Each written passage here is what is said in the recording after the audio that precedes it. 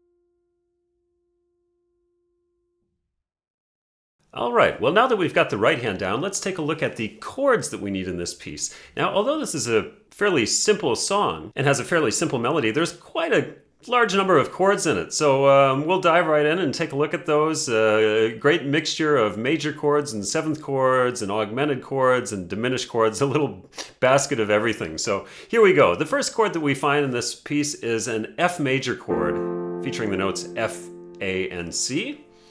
A B flat over F means I'm going to take a B flat chord, B flat, D, and F would be my B flat major chord, and I'm going to invert it so that F is on the bottom, like this. So now I have F, B flat, and D. Same three notes, just arranged with F on the bottom.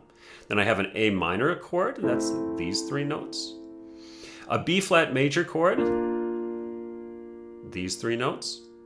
A G minor seventh chord, that means I'm going to start with a G minor chord like this and count up 3 half steps, 1, 2, 3 for the seventh. There's my G minor seventh. Similar on the A7 chord, here's my A major chord, this time an A major chord on the bottom, A, C sharp, E, and counting up 3 half steps for the seventh gives me these 4 notes. Then we have our D minor chord, D, F, and A. We have a D flat major chord, D flat, F, and A flat. We have a C7 chord, so we start with a C major chord and count up 3 more half steps for the 7th. There's our C7 chord. And F plus means F augmented. Here's our F major chord, and when we raise this top note a half step, that gives us an augmented chord. So our F augmented chord is F, A, and C sharp. Then we have a C/E. That means a C major chord with E on the bottom. So here's my C major chord. We all know that. Now we just rearrange it so that my E is on the bottom. So I'll take this C and put it up here on the top. There we go. E, G, C now would be my C over E chord. D sharp diminished 7th. Okay, that sounds pretty scary, but it's not so bad. For a diminished 7th chord, all we do is we start with our first note, which is the D sharp, and we count up a series of 3 half steps for all the remaining notes. 1, 2, 3 takes me to F sharp.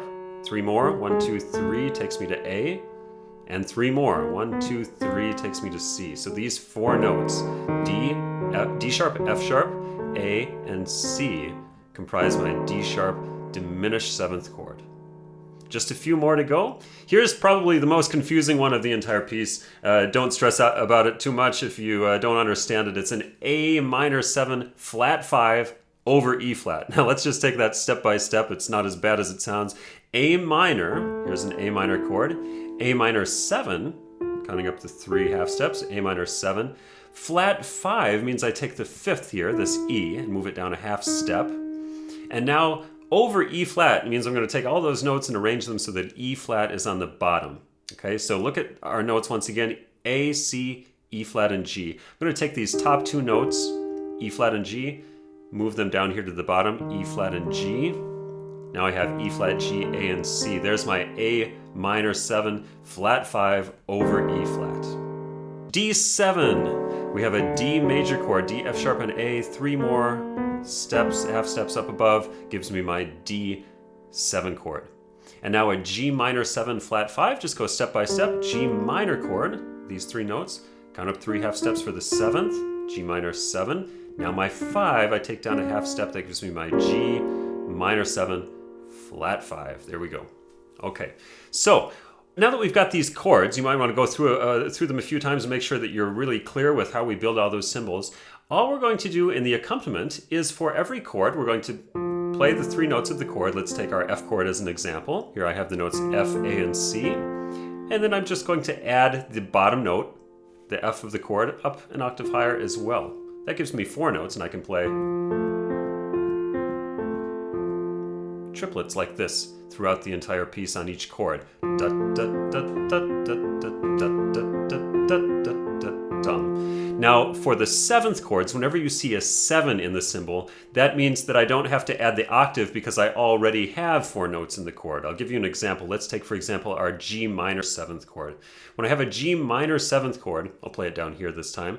Here's my G minor 7th chord, as we mentioned. It already has 4 notes, so I don't need to add another note up here for the octave or anything like that. I can already play da, da, da, da, da, da, dum, and that's the accompaniment I need. So all I'm going to do throughout this piece, as you'll see, is arpeggiate those chords. That means arpeggiate means to play the notes one after another.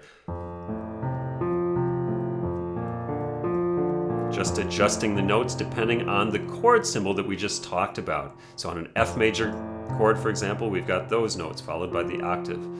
On a B flat over F, there's our B flat over F. We add the F up on the top. That gives us our triplets. And that's all we have to do all the way through the piece. Let's put it together now with both hands at the same time, the left and the right hand together. Here we go.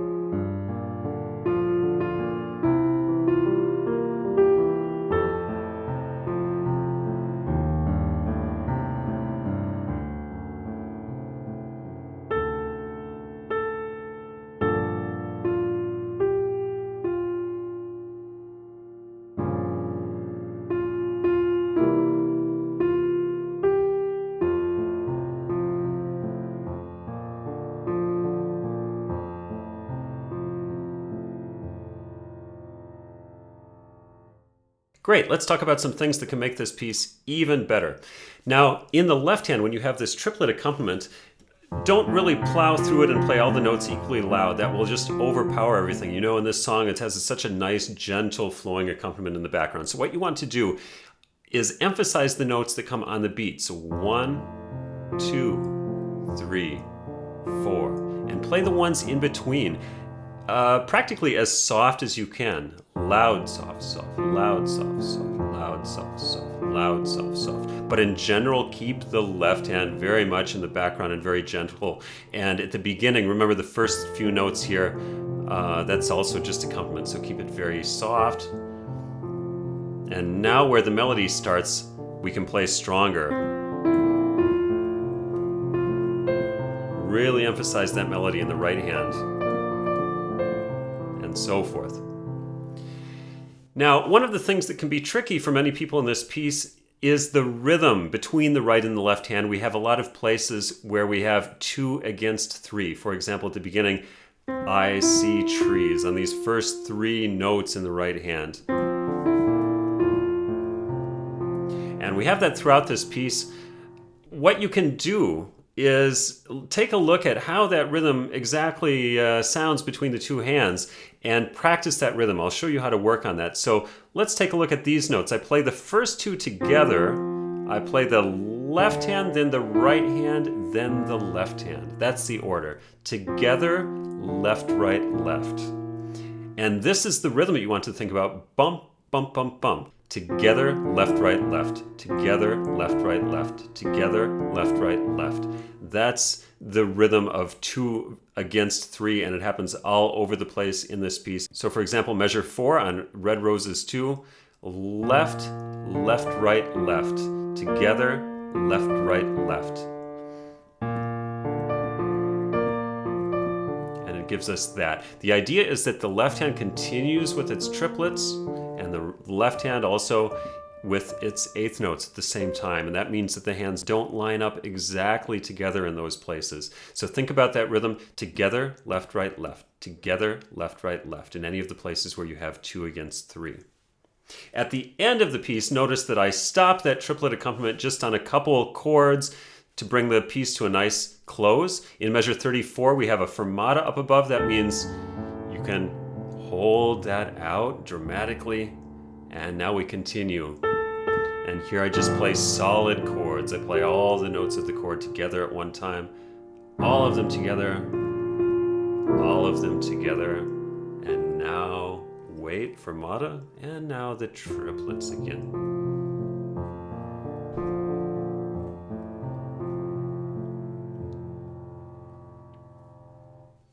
Those are the most important things that you need to know when playing What a Wonderful World. I hope you enjoy this lovely piece, and I will see you in the next tutorial.